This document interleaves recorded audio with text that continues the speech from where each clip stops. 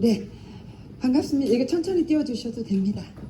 네, 반갑습니다. 저는 최미정이라고 합니다. 저 조그만 사람은 뭐 하는 사람이지 이렇게 생각하신 분도 많으셨을 텐데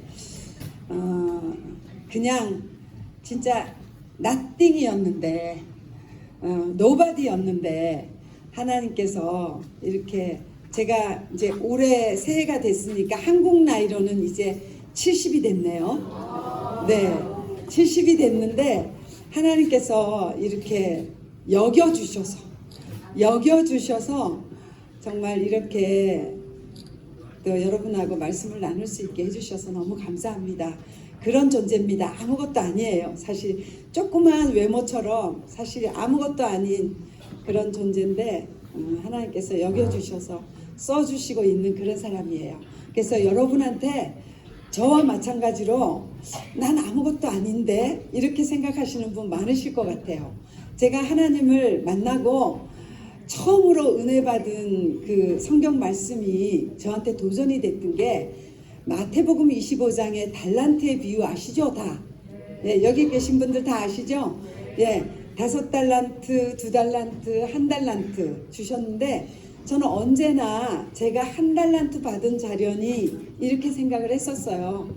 그래서 항상 그 읽으면서도 1달란트 받은 자는 1달란트도 안 남기잖아요. 그냥 묻어두잖아요.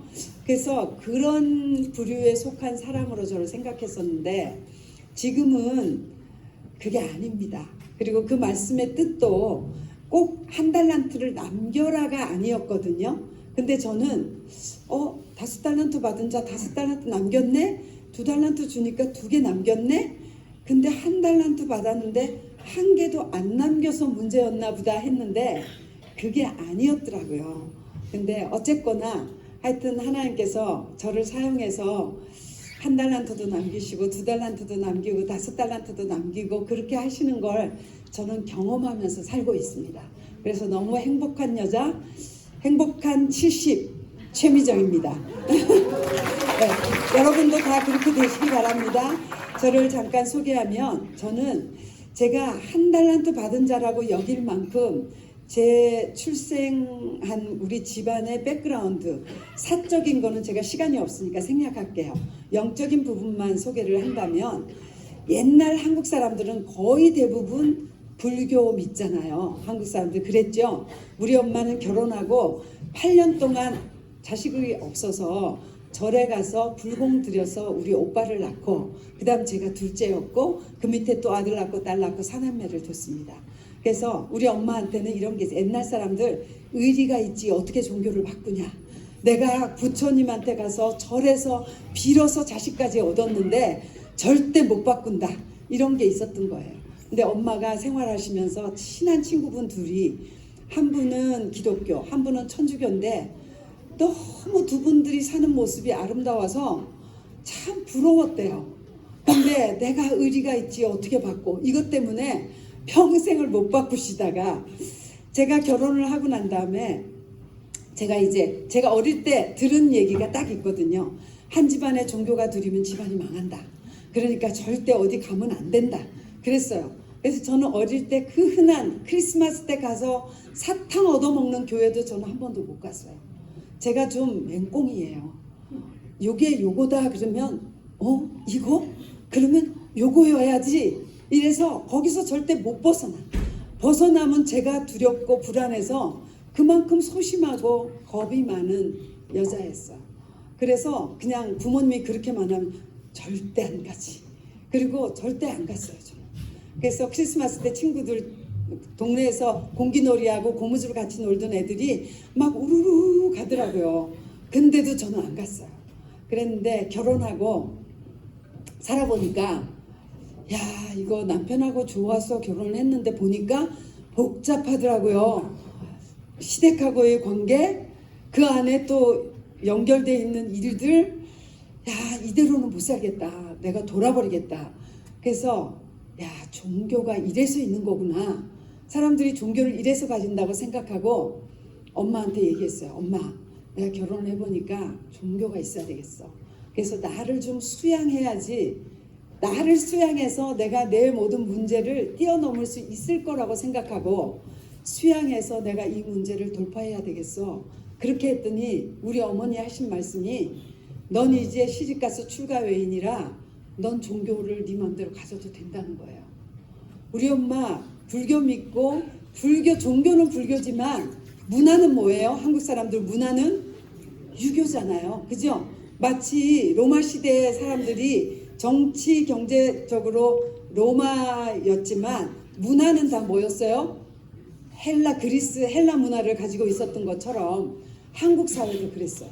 불교라고 하지만 실제적으로 문화적으로는 유교 문화가 굉장히 깊이 뿌리내려 있어서 저는 대학을 식품영양학을 전공했거든요. 그래서 학교 다닐 때 거의 대부분 교과 과정 다 더블로 신청을 해서 2급 전교사 자격 있고 영양사 자격 있고 그랬는데 우리 엄마가 취직하는 걸 허락 안 했어요. 여자가 직장 생활을 하면 달아서 못 쓴다. 그냥 졸업해서 시집 가서 좋은 신랑 만나서 시집 가야 돼. 그래서 대학교 4학년 때부터 이쁜 옷 입혀주고 좋은 남자 만나서 시집 가라고 꾸며줬어요. 그래가지고 저는 25 10월 30일에 25 넘기면 노처녀 된다고 엄마 친구들끼리 모여 앉아서 노처녀 된다면서 빨리 보내야 된다고 막 이런 얘기를 들었거든요. 근데 부모한테 효도 정말 했죠. 25을 안 넘기고 25 10월 30일에 결혼했어요. 그래서 했는데 그런 문화권에서 제가 자라서 유교 문화 아시죠? 집에서 우리 엄마는 아이고 요년하는 소리도 한 번 안 하는 유교 집안의 아주 보수적인 그냥 정말 점잖은 엄마셨어요. 그래서 집안에서 욕설을 하는 걸 전 들어본 적이 없는데 결혼했더니 우리 시어머니가 막 화를 내면서 우리 시아버지한테도 뭐라 그러고 막 아들한테 막 화를 내고 이러는 거예요. 그래서 심장이 벌렁벌렁. 전화가 오면 제가 여보세요 하면 나다 이러니까 심장이 또 두근두근. 살 수가 없었어요. 그래서 이거 어떻게 살아야 되나. 그러다가 제가 종교를 가지게 했는데 우리 시어머님이 저를 지금까지 인도한 약재료였어요. 너무 무서워서 제가 종교를 가지게 됐고 덕분에 하나님 알았습니다. 그래서 제가 이제 선택하려고 간 게 엄마가 일단 저를 다녔으니까 제가 착한 딸이잖아요. 이름하여 착한 딸이라 엄마가 다녔으니까 제일 먼저 간 게 절을 가봤어요. 갔는데 우리 엄마가 다니던 절이 삼각산 도선사. 그게 세상 말로 하면 우리 박바울 선교사님 말을 빌리면 영빨이 있는 절들이에요. 아무데나 안 가셨어요 우리 엄마가. 그리고 강화 본문사 거기를 다니셨거든요. 그래서 가봤더니 삼각산 도선사라는 데 가봤더니 야 이건 뭐 아무도 없고 저는 절에 가면 어릴 때부터 엄마 따라 한 번씩 가면 으시시했어요. 그 색깔 막 이렇게 칠해져 있는 거며 들어가면서 그 사천왕상이라고 악기를 쫓는다는 그 막 이상한 조각이 색칠을 막 전 그런 색깔 되게 싫어하거든요. 근데 그런 색깔을 입고 막 서 있고 막 아무데나 막 오만 색깔이 있고 막 너무 싫었는데 그냥 엄마가 하니까 그냥 따라갔는데 절을 갔더니 역시 그게 처음 딱 반기고 갔는데 아무것도 없고 법당에 들어갔더니 으시시하기만 하고 근데 혼자 엄마가 늘 하는 걸 보면 혼자 가서 절을 하고 3,000배를 목욕제계하고 하고 뭐 이런 거 듣고 보고 했는데 아 이건 아니다. 우리 엄마는 옛날 일제시대 사람이었지만 지금 교육받은 우리한테는 맞지 않아. 안 되겠어. 그래서 X 했어요. 그 다음에 친구들이 순복음교회 다니는 친구가 있어요. 아주 친한 친구가. 근데 우리 친구가 나를 순복음교회로 인도했는데 갔더니 할렐루야 이러면서 만나고 전화를 해도 할렐루야고 그렇게 전화를 받고 딱 갔더니 뭐 박수를 짝짝 치면서 막 아멘 할렐루야 하는데 다 미쳤구나. 이 사람들은 다 미쳤구나. 이게 뭐야 점잖지 못하게 우리 집안 분위기하고 너무 안 맞잖아요. 그래서 여기도 안 되겠다. 너무 교양 없다 이거. 그래서 그냥 X 했어요. 그리고 가만히 있는데 어느 날 가만히 봤더니 집에서 봤더니 저 밑에 어떤 건물인데 버스 정류장 앞이에요. 늘 탔는데 몰랐어요. 그러다가 제가 그 정류장 늘 버스 타던 그 앞에 있는 건물이 성당이라는 걸 알고 저기도 그런 데지 가봐야 되겠다. 그래서 가봤는데 너무 분위기가 나한테 딱 맞는 거예요. 조용하고 점잖고 또 우아하고 여자들은 하얀 미사포를 쓰고 앉아있는데 여기다 이거다. 그리고 그날로 가서 미사를 드리는데 혼자 찾아갔잖아요. 저는. 그래서 애들이 아주 어릴 때인데 작은 애는 갓 태어났을 때고 큰 애가 3살이었겠죠. 갓 태어났으니까. 그럴 때인데 우리 남편한테 내가 오늘 성당이라는 데를 갈 거니까 당신이 나올 때까지 애 잘 보고 있으라고. 근데 누가 시키지도 않았는데 그래도 뭔가 좀 경건한 곳을 가니까 제가 옷을 깨끗하게 차려입고 제일 이쁜 옷으로 입고 그러고 찾아갔어요. 근데 갔는데 너무 마음에 들어서 다 끝난 다음에 어떻게 해야 여기를 적응을 할까. 그래서 보니까 신부님이 뭘 하고 여기서 사회를 보는 분이 한 분 계시더라고요. 그래서 끝나고 얼른 그분한테 갔어요. 내가 오늘 처음 왔는데 내가 어떻게 해야 여기를 다닐 수 있냐 그랬더니 언제 세례 교육이 있으니까 거기를 가래요. 그게 끝이었어요. 아무도 나를 붙여준 사람도 없고 그 사람이 나를 계속 케어해준 적도 없고 근데 그 길로 나가면서 딴 사람은 이런 보자기도 쓰고 책도 갖고 있는데 나는 그런 게 없는 거예요. 그래서 또 나가면서 누구한테 물었어요. 나는 여기를 처음 왔는데 이런 책 같은 걸 사려면 어디를 가야 돼요? 그랬더니 지하실에 어디 가서 그런 걸 파는 서점이 있대요. 가서 물어서 나 오늘 처음 왔는데 내가 필요한 게 뭐가 있냐. 그래서 당장 샀어요. 당장 사고 그 다음 주일부터 매주 갔죠. 매주 가다가 세례 교육이 있어서 세례 교육을 가서 6개월을 공부했어요. 6개월 공부하면서 내 머릿속에 남는 건 딱 2가지 있었어요. 수녀님이 세례 교육을 해줬는데 딱 기억나는 거 제일 핵심 한 가지.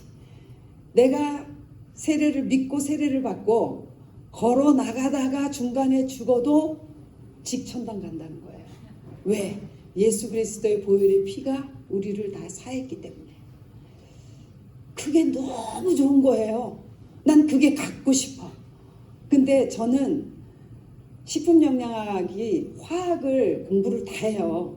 그래서 굉장히 앞뒤가 딱딱 맞아 떨어져야지 내가 이해가 되는데 2000년 전에 죽은 예수가 어떻게 내 죄를 사해? 나를 알지도 못하는데 이해가 안 되는 거야. 그리고 그 사람이 나하고 무슨 상관이 있어서 내 죄를 사하냐? 내 머릿속에 생각하니까 그 내 죄를 사한다는 기전이 납득이 안 돼서 내 머리는 도저히 그걸 받아들일 수가 없는 거예요. 근데 신기하게 내 가슴은요. 그걸 난 너무 갖고 싶은 거예요. 죄를 사해준다는 사실 자체가 너무 좋아서. 그렇다고 제가 대단히 큰 죄를 지은 사람은 아니에요. 그 겁쟁이가 뭐 대단한 죄를 지었겠어요. 근데 단지 너무 소심하고 겁이 많은 사람이니까 사소하게 뭐 조금이라도 뭐 하면 저는 그게 마음에 담기는 사람인 거죠. 그러니까 그런 것들이 아주 불편한데 그런 죄를 다 사해준다고 하니까 너무 좋아서 저는 그걸 갖고 싶어서 혼자 제가 제 가슴이 제 머리를 설득하기 시작했어요. 야 최미정, 너 그때는 최미정이 아니었지만 하여튼 최미정, 네가 만약에 사후의 세계가 있다 없다 둘 중에 하나면 50%의 확률인데 너 만약에 근데 이게 사실이라면 어떡할래? 사실이라면 어떡할래? 하니까 오케이 50%의 확률이라도 그게 사실이라면 나는 그때를 대비해서 이걸 잡아야 돼. 그리고 나를 설득했어. 그리고 난 다음에 또 한 가지. 그래 네가 그렇게 해서 50%의 확률을 붙잡을 때 너에게 손해나는 게 뭐가 있지? 네 시간. 네 시간 투자하는 거 조금 아깝지? 그렇지만 나쁜 얘기 안 하잖아. 거기서 사후세계가 없다 할지라도 천국 지옥 없다 할지라도 별로 나쁜 얘기 안 하니까 별로 손해날 거 없어. 오케이? 오케이. 입력했어요. 그리고 또 한 가지. 야 헌금 좀 하게 하는데 그 정도 대가는 치러도 될 만큼 되지? 오케이. 받아들였어요. 그리고 내 머리를 설득하고 제가 나가기로 결정을 하고 나가서 세례를 받습니다. 근데 제가 세례 받는 그날 저는 진짜 하나님의 은혜 같아요. 하나님께서 보통 이 세상에 제일 먼 거리가 어디라 그래요? 머리와 가슴. 예, 머리에서 가슴까지. 가슴에서 머리까지가 아니더라고요. 머리에서 가슴까지의 거리가 이 세상에서 가장 먼 거리라고 얘기하시죠. 이 머리로는 이해가 되는데 내 가슴으로 믿어지는 데까지 이게 힘들어서 고생들 하시더라고요. 근데 저는 거꾸로였어요. 가슴이 먼저 은혜를 받고 저는 그걸 잡고 싶었는데 제 머리를 설득하고 저는 오래 안 걸렸어요. 바로 혼자 고민하고 경우의 수를 다 따져보고 하다가 저는 오케이, 나한테 별 손해 날 거 없어. 50%의 확률이라도 있다면 나는 보험 드는 심정으로 이거를 할 거야 하고 제가 딱 테이크했거든요. 그리고 난 다음에 그렇게 해서 나를 설득해서 내가 그걸 가졌는데도 세례식을 베푸는데 눈물이 하염없이 났어요. 혼자 그냥 얼마나 눈물이 나고 너무 좋은지, 얼마나 좋은지. 그리고 제가 천주교에서 세례를 그렇게 받았어요. 저는 너무 신기하죠. 그리고 천주교에서 매주 미사를 드리는데 제가 천주교 믿으라고 간증하는 거 아니니까 조금만 더 들어보세요. 그러다가 제가 매주 미사를 하는데 거기는 말씀의 전례가 있고 그 다음에 성찬의 전례라고 예배의 그 파트가 나누어집니다. 그래서 매주 성찬식을 하는데 성찬을 할 때 부르는 찬송이 있는데 성 이냐시오 성인의 시를 노래로 한 게 있어요. 주여 나를 온전히 받아주소서 하는 그런 찬송이 있는데 그 중에 가서 주여 나를 온전히 받아, 나는 진심으로 나를 받아달라고 드리고 있는 거예요. 그리고 그 가사 중에 나의 모든 기억과 지력 이 모든 것들 주께 드리오니 주여 받아주소서. 저는 그 찬양을 할 때마다 그렇게 진심으로 하나님 앞에 나의 모든 인격 하나님 내 모든 지정의를 주님 앞에 다 드린다고 하고 뜻도 모르고 저는 그렇게 그 찬양을 전심을 다해서 찬양을 하더라고요. 제가 지금 이 자리에 와 있고 보니까 하나님께서는요 그때도 저를 쓰시기로 하셨던가 봐요.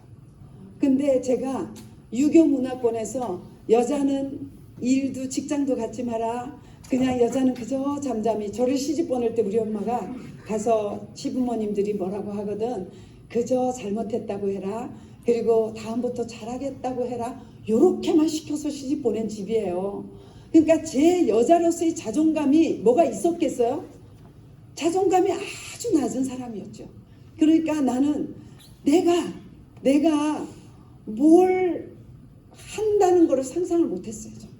그런데 제가 그렇게 하고 난 다음에 이제 우리 남동생은 일본에 유학을 가서 공부를 하고 10년째 일본에서 직장을 다니고 있었고, 우리 여동생 부부는 대학원 공부한다고 가느라고 미국에 가 있었고, 저는 또 저대로 그때 이민을 가서 살고 있었거든요. 그래서 이민 가서 살고 있는 사이에 우리 남동생이 간암에 걸려서 죽게 됐다고 하는 거예요. 우리 집안은 굉장히 분위기가 독특해. 형제간의 우애가 아주 좋아서 누구네 집에 집 산다. 근데 돈이 부족해. 얘 너 얼마 있어? 얼마 있어? 다 꺼내. 그래서 그 집에다가 몰아주고 그 집을 사게 하고 그런 집이거든요. 그런 집인데 이 남동생이 죽게 됐다고 하니까 우리 여동생하고 서울에는 우리 오빠 하나밖에 없었어요. 근데 각자의 처소에서 다 내가 성당 다녀서 우리 가족 전부 다 성당으로 인도했거든요. 그냥 지절로 그렇게 됐어요.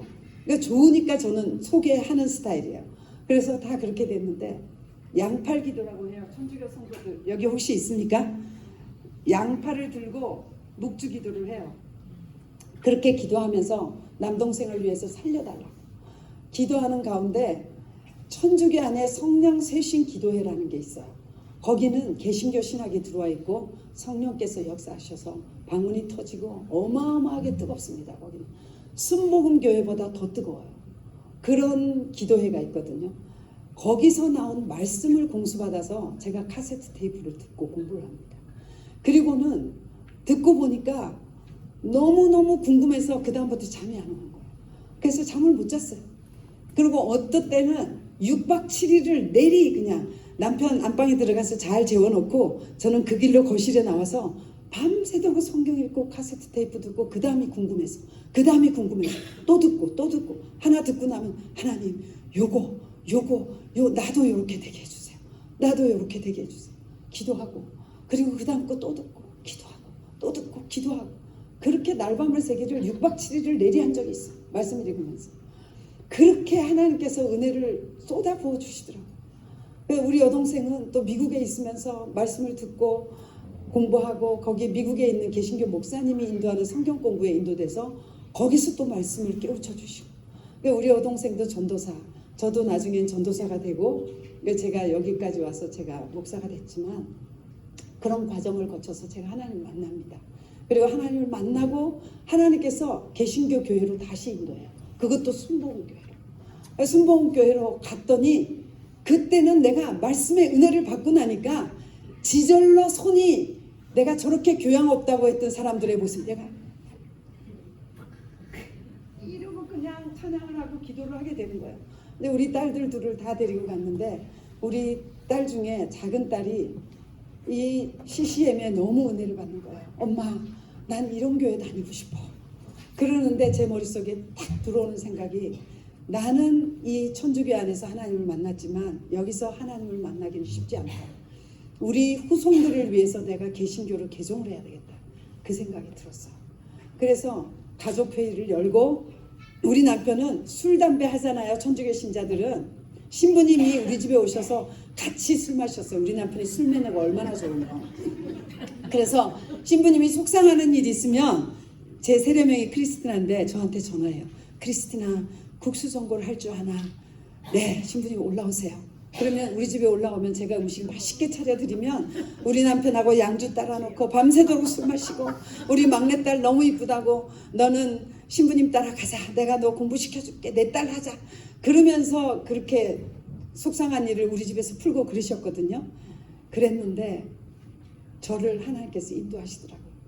기독교 순복음교회로 다시 인도해서 그 금요 철야인데 지금 보니까 우리 성당 안에 다니는 어떤 사람이 저한테 자기가 시집 오기 전에 믿었던 게 개신교인데 시집을 캐토릭 집안으로 와서 영이 늘 컬컬했던 사람이 있어. 그 사람이 내가 은혜를 막 받고 있는 거를 딱 알고 우리 교회에 가면 금요일 저녁에 성경 공부를 가르쳐 준대요. 내가 성경 공부 너무 좋아하잖아요. 그러니까 그래? 그래서 거기가 어디냐? 그랬더니 어디 순복음교회래요. 그래서 오케이 하고 제가 또 모범생이잖아요. 신부님 찾아갔어요. 신부님 이런 데서 공부를 가르쳐 준다는데 내가 좀 배우고 싶은데 가도 되겠냐? 오케이 가라 그랬어요. 그래서 갔어요. 갔는데 우리 애들이 은혜 받고 내가 거기서 말씀 듣고 예배 드리면서 은혜 받고 그게 금요철하더라고. 나중에 보니까 성경 공부 시간이 아니라. 그런데 하여튼 은혜 받고 그러면서 가족회의 끝에 내가 후손들을 위해서 개종을 해야지. 그리고 개종했어요. 그래서 저는 교회라고는 2개밖에 못 가봤어요. 미국에 제가 섬기던 얼바인에 있는 베델 한인교회라고 있어요. 그래서 그 교회를 제가 처음으로 출석하게 되고 그 교회에서 사역까지 하게 되고 16년 사역을 하고 그리고 제가 이제 몸이 아픈 그걸 하나님께서 사용하셔서 이쪽으로 나오게 했는데 저는 62에 거기서 조금 이른 은퇴를 하고 나온다고 하고 나왔기 때문에 일할 생각을 안 했어요. 근데 제가 미국에서 평신도로 거기 들어가서 사역을 하게 되면 신앙생활을 하게 되면서 평신도 때 담임 목사님이 저를 평신도 사역자로 저를 부르셨어요. 그래서 청년교회를 좀 도와줘라. 그래서 청년들한테 전도하고 뭐 만두전골 이런 거 해다니면서 전도했죠. 저는 그 전도하게 된 게 제가 말씀을 깨달으면서 저는 여기 말씀 좀 띄워주시겠어요? 여러분 너무나 잘 아는 마태복음 28장 18절에서 20절 말씀. 너희는 가서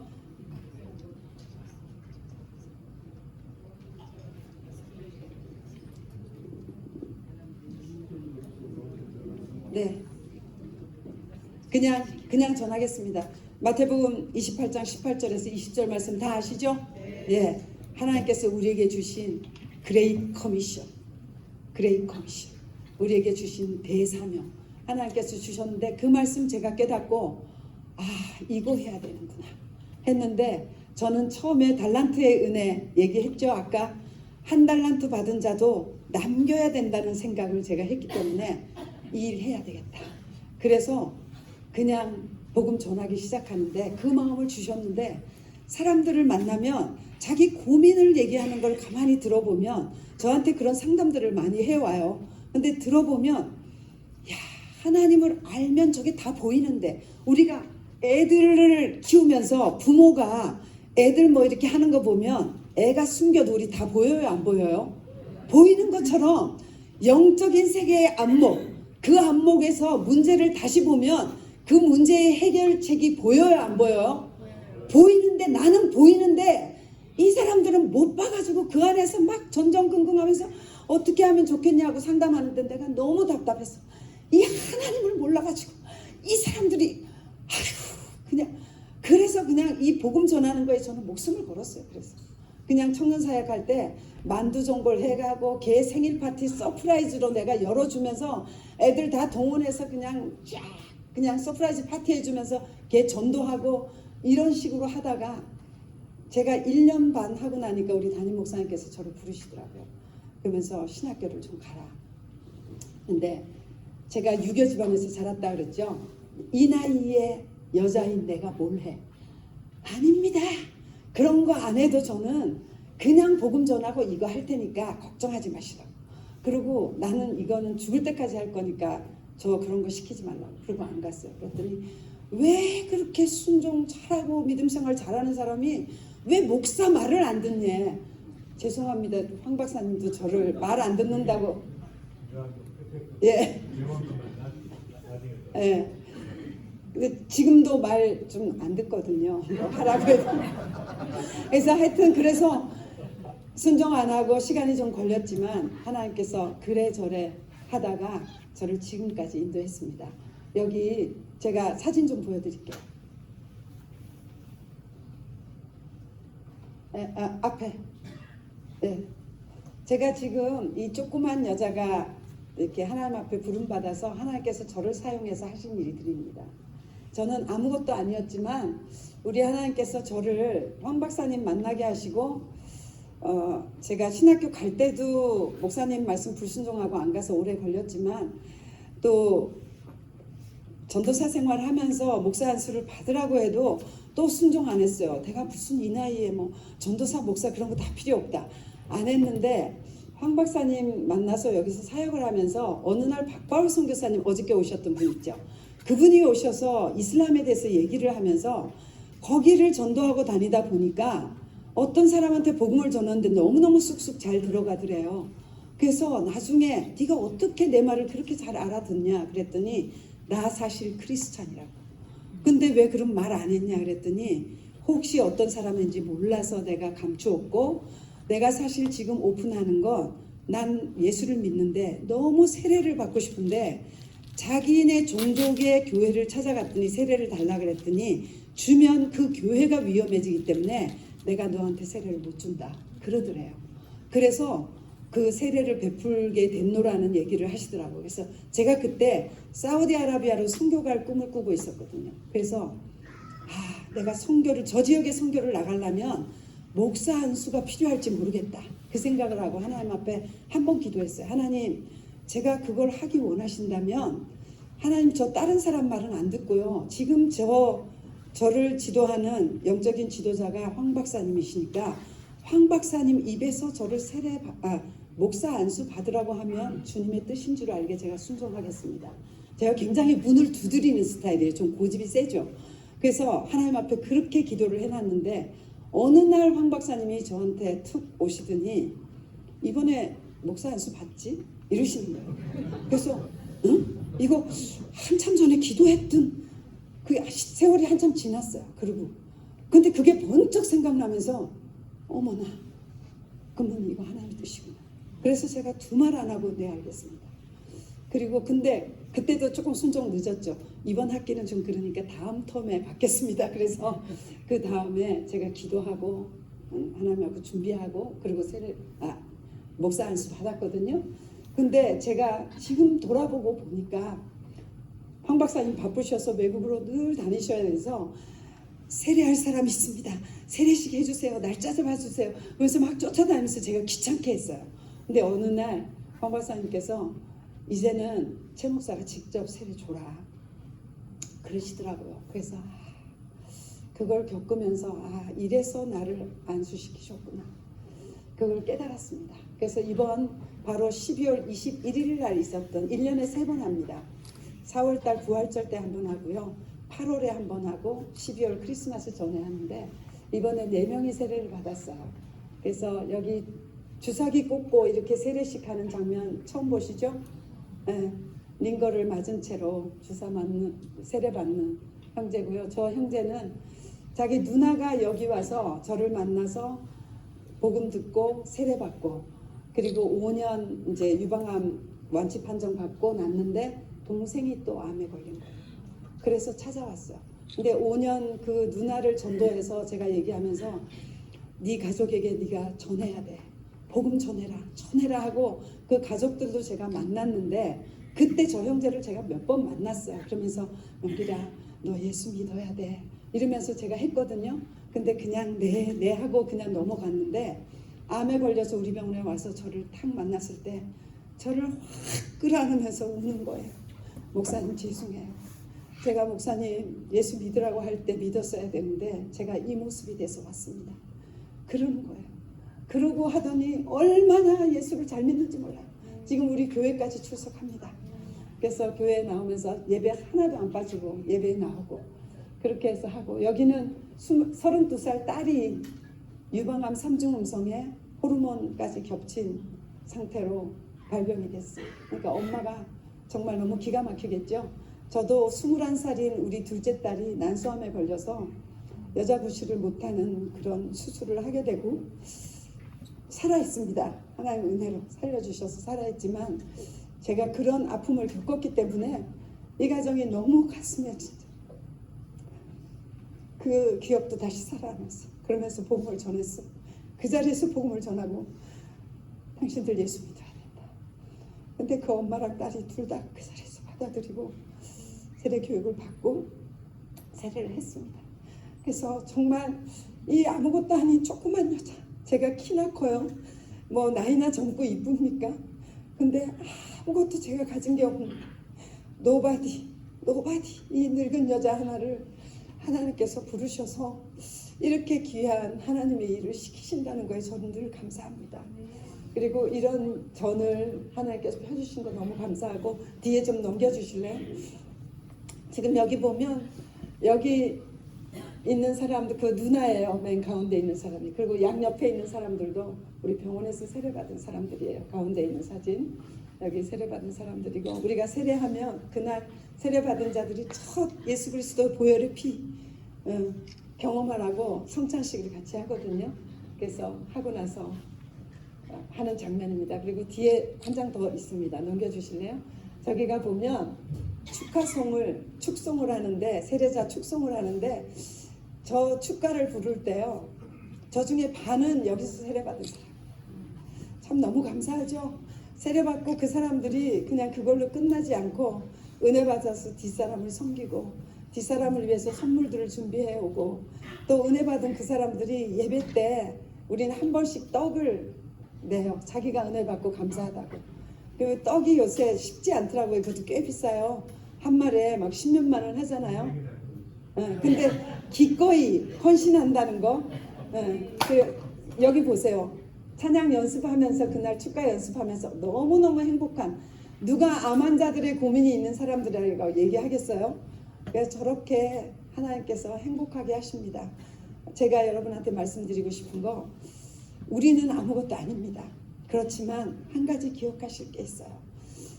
돌짝밭에 뿌린 씨, 가시덤불에 뿌려진 씨, 길가에 뿌려진 씨. 밭에 문제가 있죠. 그렇지만 능력이 어디에 있어요? 씨의 능력이 있습니다. 그 씨가 뿌려지는 곳에는요. 아스팔트가 그 틈을 깨고도 싹이 올라오는 거 여러분 보셨습니까? 씨가 뿌려지면 아스팔트가 쪼개지면서 싹이 나는 역사가 있더라고요. 여러분 나 자신 아무것도 아니야. 이렇게 생각하지 마시고 여러분 힘을 내시고 제가 꿈꾸는 게 있습니다. 오늘 우리 이번 3일 동안 하면서 강구 제목 이런 거 다 들으면서 제가 여러분한테 도전하고 싶습니다. 이 한국 사회에 기독교 기업이라고 이름 내놓고 표 내놓고 정말 그 역할을 감당하는 기업들이 몇 개나 있습니까? 많지 않죠? 근데 정말 우리는 생식 때문에 황 박사님 얼굴이 다 그려져서 우리 손녀들 미국에 있는 손녀도 와서 두유 할아버지다 이러더라고요. 딱 보니까 사람을 딱 보고 두유팩에 있는 그 사진을 기억하고 두유 할아버지라고 하더라고요. 너무나 알려져 있습니다. 우리 제대로 멋있게 좀 해야 되지 않겠어요? 정말 여러분이 사업 잘하고 싶어서 기도 제목 내놓지만 제가 늘 환자들한테 얘기합니다. 하나님 앞에 하나님 문제를 가지고 하나님께서 우리한테 문제를 올려드리라고 그랬지 답을 정해놓고 정답을 나한테 올려달라고 안 했어요. 하나님 이런 문제가 있습니다 하고 하나님 앞에 문제를 올려드리면 그 답은 누가 해줘요? 하나님께서 하십니다. 그냥 문제만 올려드리시고 우리는 뭘 보고 가야 돼요? 뭘 보고 가야 돼요? 하나님께서 나를 구원해 주셨던 그 첫사랑 생각하시고 이 사람들이 만나서 이 사람 생식 공급해야 될 육적인 상태만 파악하지 마시고 제발 여러분 그 사람들의 영혼의 상태를 생각하세요. 전 지금도요 되게 바빠요. 죄송합니다. 바쁜 분 앞에서. 제가 월요일 목요일 예배를 인도하는데 월목 예배날 환자들이 많이 오거든요. 근데 그중에 제가 전도하는 사람이 있어요. 그러면 제가 밥 같이 먹으면서 교제를 해야 되니까 아침에 그 바쁜데 새벽에 저는 예배 있는 날은 2시 3시에 일어나거든요. 일어나서 하고 다 준비해놓고 기도 끝내고 음식 준비해야 돼요. 밥 해가지고 제가 걸어오는데 15분을 걸어오는데 낑낑대고 무겁게 들고 과일까지 싸들면 꽤 무거워요. 제가 나이가 저도 70이라 그랬잖아요. 무릎도 아프고 팔도 아파요. 근데 그거 싸들고 와서 그 사람들 먹이면서 같이 교제하면서 전도해요. 하루아침에 뿌리 뽑아 지지 않아요. 오랜 시간 참고 기다립니다. 여러분 아시겠죠? 그렇게 영혼들 만나시면 생식만 하려고 하지 마시고 영혼 알았어. 기도 한번 하고 우리 같이 한번 기도하시다. 그래서 이제 하나님께서 제가 이제 사람을 이렇게 인사이트를 주시니까 딱 보니까 이분은 뭐 영혼 구원의 목숨을 거신 분이기 때문에 나이와 관계없이 죽을 때까지 사역하는. 그래서 이제 하나님께서 많은 열매를 또 맺게 하시고 이제 이곳에 이제 많은 아마누들이 이렇게 힐링 스테이도 하고 수양회 같은 거 많이 할 거기 때문에 이제 지금까지 애행 연습이고 또 놀라운 회복의 역사, 또 치유의 역사, 변화의 역사, 또 구원의 역사가 일어날 수 있도록 우리 두 손 이렇게 내밀고 한번 목사님 축복.